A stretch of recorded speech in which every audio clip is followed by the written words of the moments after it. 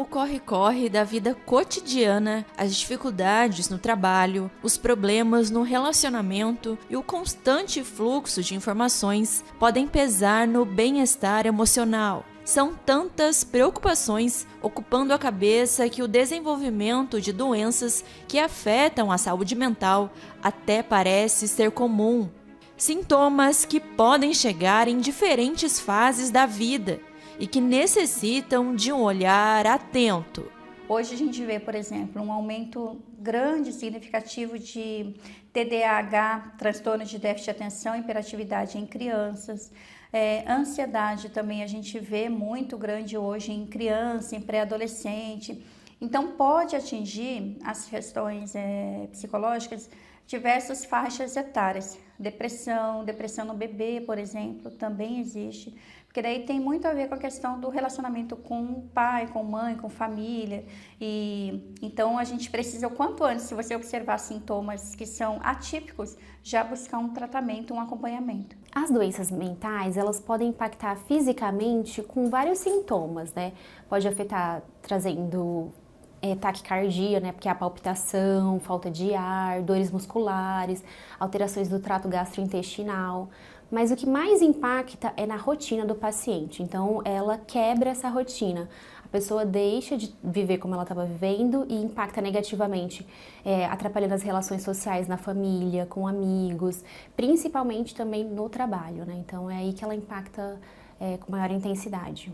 Ainda segundo a psiquiatra, muitas pessoas podem demorar para buscar ajuda, mas é preciso ficar atento se os sentimentos ou reações físicas permanecem por um longo período. Aquela preocupação ou desânimo que nunca vão embora precisam ser tratados. Isso varia de doença para doença, né? Mas um alerta que eu digo, além do tempo também, é sinais de piora. Então, os dias estão passando e tem piorado, né? Porque, eventualmente, muitos sintomas fazem parte da nossa rotina. Por exemplo, o luto. Então, o luto pode ser um período longo, mas você vai tendo uma melhora com o tempo, né? Tem uma queda, depois isso começa a melhorar. Nos sintomas, quando a gente afeta de fato, adoece mesmo, só vai piorando, sabe? Isso vai gradativamente ficando mais intenso, né? Eu tento, assim, é difícil determinar um tempo, mas eu começo a pensar, assim, tipo, mais de 15 dias, por exemplo, de tristeza, a gente já fica mais alerta, né?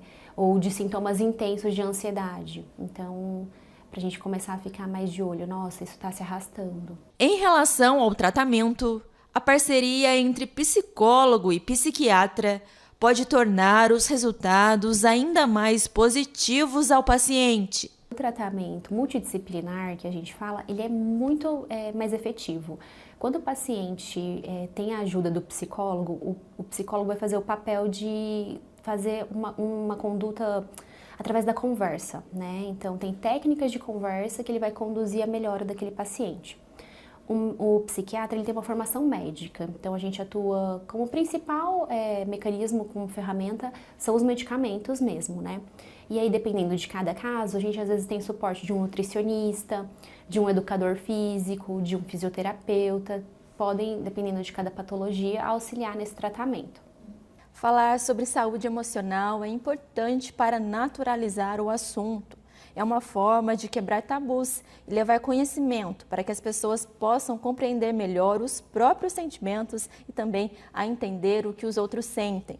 E para ajudar com isso, a Rede Novo Tempo de Comunicação lançou neste mês a revista Mente Feliz, que reúne dicas e orientações sobre as doenças que afetam a saúde mental. O Dr. César Vasconcelos é o autor da revista. Ele é psiquiatra e escreveu o conteúdo com base na experiência clínica e nos relatos mais comuns que houve no consultório. A leitura do material pode auxiliar quem tem algum tipo de transtorno mental, mas é importante procurar ajuda profissional para cuidar da saúde. A Organização Mundial da Saúde prevê que em 2030 a depressão deverá ser, infelizmente, a primeira doença do mundo. Agora parece que é a segunda, né? Então está avançando. Então eu pensei, bom, vamos ajudar esse pessoal falando disso. São 8 capítulos, né? Então você tem ansiedade, depressão, você tem perdão, você tem compulsão, tem psicossomática, a relação mente-corpo, tem a importância do pensamento, o pensamento correto, saudável. A outra é sobre problemas familiares, né? E o último capítulo fala sobre como ter controle emocional, como administrar minhas emoções. Então, pegando isso aí, eu coloquei de maneira mais prática possível. Não coloquei muita teoria, coloquei prática. O que você faz quando você está com uma crise de pânico? Então ali a minha expectativa é que as pessoas possam ler esse material. Evidentemente não vai substituir o tratamento, mas vai ser um colaborador do tratamento que a pessoa possa já estar fazendo. Ou quem vai ler que não tem sofrimento emocional importante pode ler e ajudar alguém que tem sofrimento e que pode ser beneficiado pela revista. Porque quanto antes a pessoa conseguir ter um diagnóstico fechado, melhor é. Porém, o diagnóstico a gente não pode buscar somente nos livros, né? Então, assim, você percebeu que tem alguma coisa diferente, seja com alguma pessoa da sua família, ou seja com você mesmo, você pode até buscar informações lá nas redes, nos livros, porém, mas é importante que busque um acompanhamento profissional, uma orientação profissional, porque ele vai avaliar o seu sintoma dentro de um contexto, né? Então, não é o sintoma em si somente, né? Vai avaliar relações familiares, vai avaliar até questões, por exemplo, mesmo como psicólogo, ele observa questões físicas, sono, alimentação, atividade física, como que estão seus relacionamentos interpessoais, para que o diagnóstico seja bem preciso e a intervenção também. Para prevenir transtornos mentais, é importante cuidar da saúde. A prática de bons hábitos e ações de autoconhecimento podem ajudar a evitar o desenvolvimento de doenças, como ansiedade e depressão. O estilo de vida influencia muito nessa prevenção. O exercício físico é o principal aliado, assim, eu falo que exercício físico é igual tomar remédio, a gente tem que fazer todo dia. Então, a atividade física é extremamente importante, uma alimentação saudável previne muitas doenças mentais. As relações sociais também, você tá perto das pessoas, né, com quem você se sente bem, isso fortalece, é importantíssimo vida social. Lazer, a gente tem que ter tempo de ócio também e ter tempo de se divertir, ter tempo para poder ter leveza, sabe? Ter momentos de leveza na vida, assim, e de recarregar energia. Eu sempre falo, a gente tem que saber extravasar o estresse, dar uma vazão para ele, então a atividade física entra ali como um fator importante, mas a gente precisa também recarregar essa energia, a gente recarrega através de atividades prazerosas, né? A terapia é para todo mundo que está vivo, né?